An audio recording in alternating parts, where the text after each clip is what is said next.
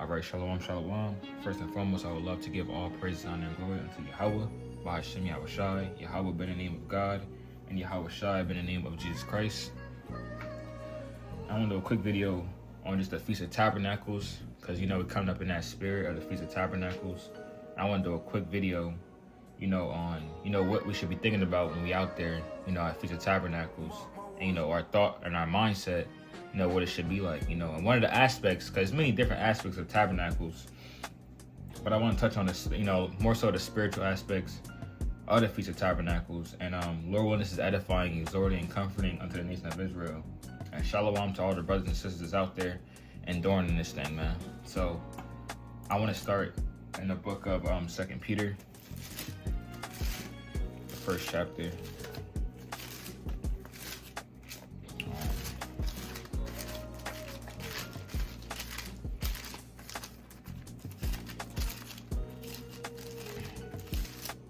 The 2 Peter chapter 1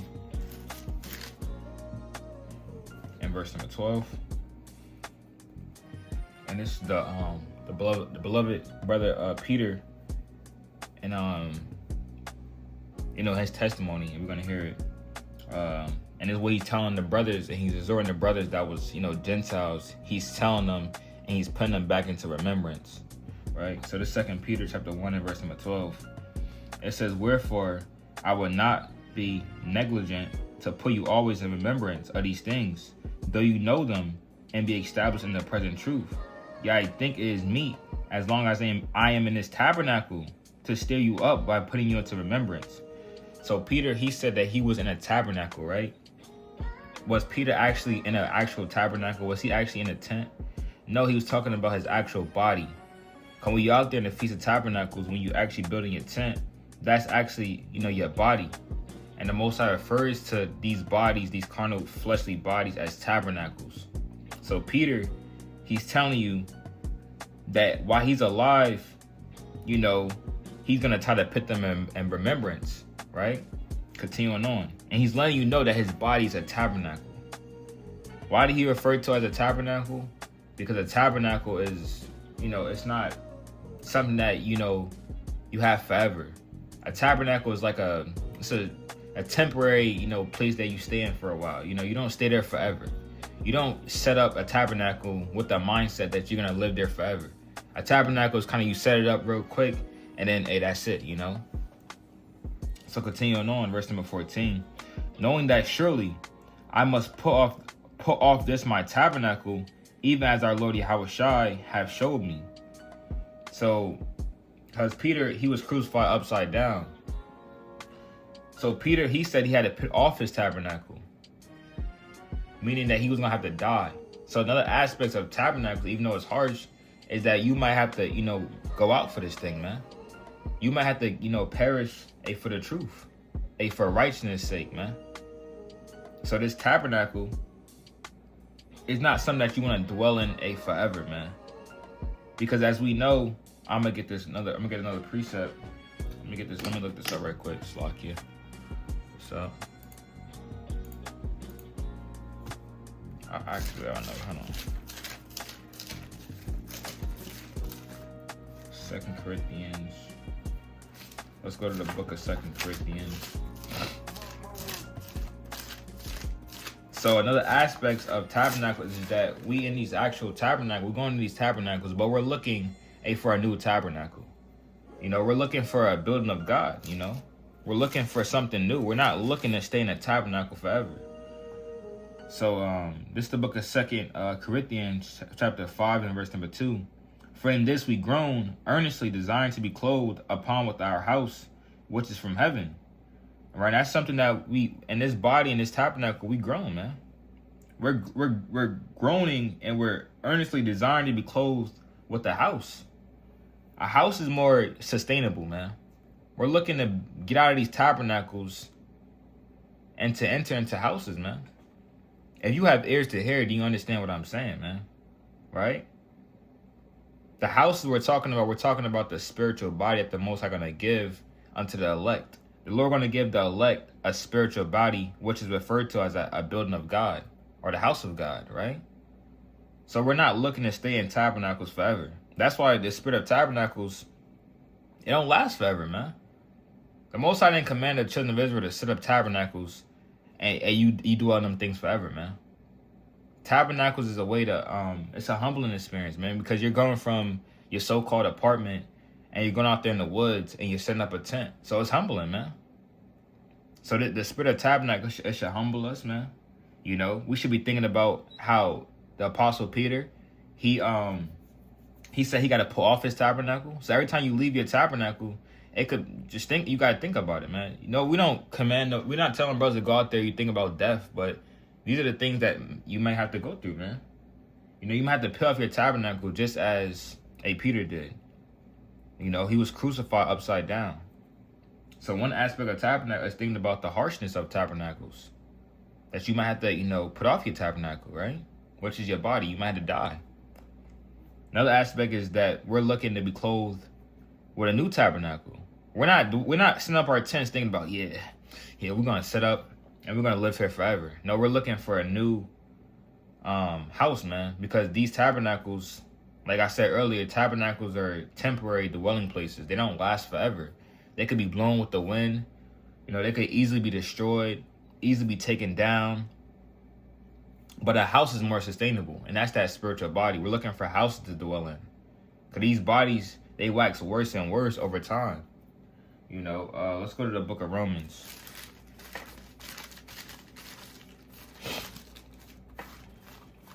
Let's go to the book of Romans. 7.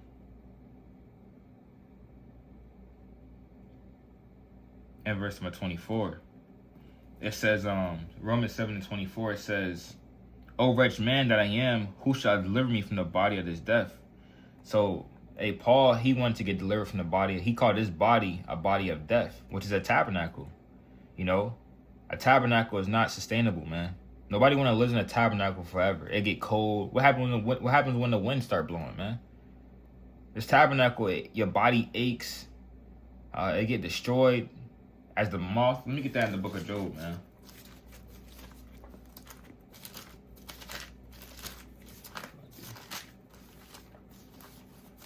Hold on.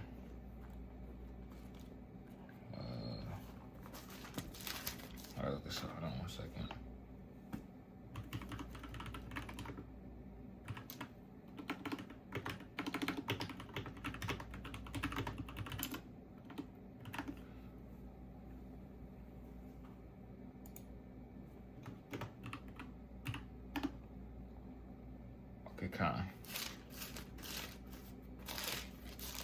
It's the book of Job, chapter 4, and verse number 19. And it reads, it says, "How much less in them that dwell in houses of clay, whose foundation is in the dust, which are crushed before the moth. You know, they are destroyed from evening to morning. They perish forever without any regarding it." You see that? And that's us, man. We get destroyed from the evening to the morning. We're destroyed, man.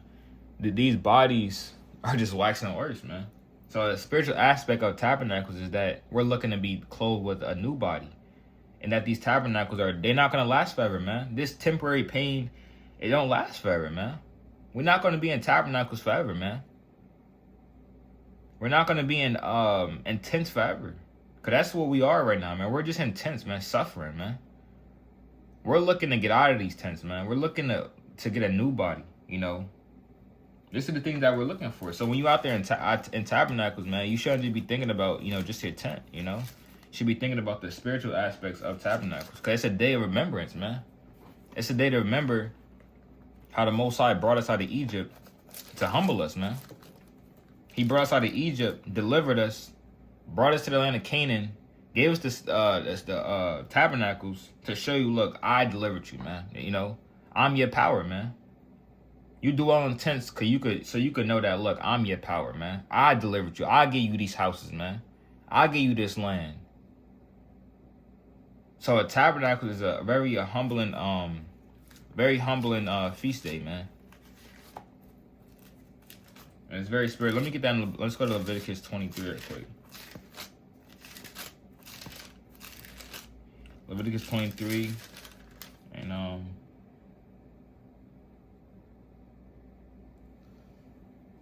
23 and 39. I said at 39. It says, also in the 15th day of the 7th month, when you have gathered in the fruit of the land, you shall keep a feast unto the Most High 7 days. On the first day shall be a Sabbath, and on the 8th day shall be a Sabbath. And you shall take on you the first day the boughs of the goodly trees, branches of palm trees, and the boughs of the thick trees, and willows of the brook. And you shall rejoice before the Lord your God 7 days. And you shall keep a feast unto the Lord 7 days in the year. It shall be a statute forever in your generation. You shall celebrate it in the 7th month. You shall dwell in booths 7 days. All that are Israelites born shall dwell in booths. So the Most High commanded us to dwell in tents, man. So you actually gotta, dwell in a tent, for these 7 days, right? So you have to dwell in tents if you're an Israelite, man. So if you gotta make like the brothers always say, if you gotta make a tent at home, you can make a tent at home. Make your tent, man. You could use, use sheets, thumbtacks, and you make a tent, man. We have to make effort to serve the Most High, right? And if you have the ability to go out there in the wilderness or something, in the woods, hey, that's even better, man. So we gotta dwell, and it's a day of remembrance, man. Remember how the Most High brought us out of the land of Egypt, man, with a mighty hand that stretched our arm, man. So it's a day of remembrance, man. Let's go to 1 Corinthians 15. 1 Corinthians 15.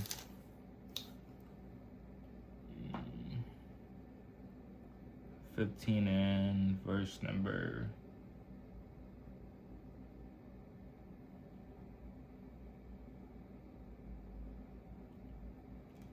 Okay. 1 Corinthians 15 and verse number 40. There are also celestial bodies, and there are also terrestrial, but the glory of the celestial is one, and the glory of the terrestrial is another. It's like if I'm butchering that, but so the Most High is telling you there's a spiritual body, and there's a carnal body, a fleshly body. There's a glory of one, and there's a glory of another, right? You have the glory of the spiritual body because it don't ache, it don't pain, it don't go through the heartaches of, you don't get headaches. You don't gotta worry about it. That's the glory of the spiritual body, and it's a glory of a fleshly body, man. Because you have, we're overcoming, we're fighting this fight, man. That's a glory, man. If you in this thing and you fighting, for righteousness' sake, it's a fight, man. So it's glory in that, man. That's a mighty thing, man. Because you in a tent and you fighting, man. You enduring, right? So it's glory in that. But we're looking for that spiritual body. Continuing on. There is one glory of the sun, and another glory of the moon, another glory of the stars. From one star differ from another star in glory. Right? So the Most High is telling you that everything got his own glory. The stars have their own glory. The stars don't all do the same thing. Right? But we're looking for that spiritual body, man. We're looking to get out of this body. Right? Continuing on. I'm going to jump down to 43.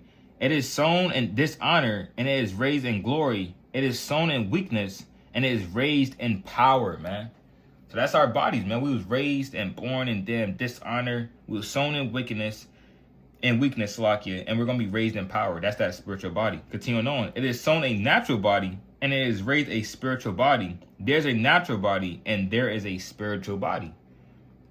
So at the Feast of Tabernacles, we're looking to get out of these actual tabernacles and to dwell in houses of the Most High. Because when you out there in tabernacles, let me just speak as a man. When you out there and you think about you think about you think about your house, man. Now, not that's what brothers thinking about all day, but you think about your actual house, man. You think about your actual home. You be like, damn, this is actually humbling, man. So it's a day to humble us, man. So we always, because the Most High always kept us in remembrance, so we can always remember where we came from. Remember where the Most High, brought us from, man. We came from tents, man. And that's going to be actually on a spirit. We're going to actually think about that, man.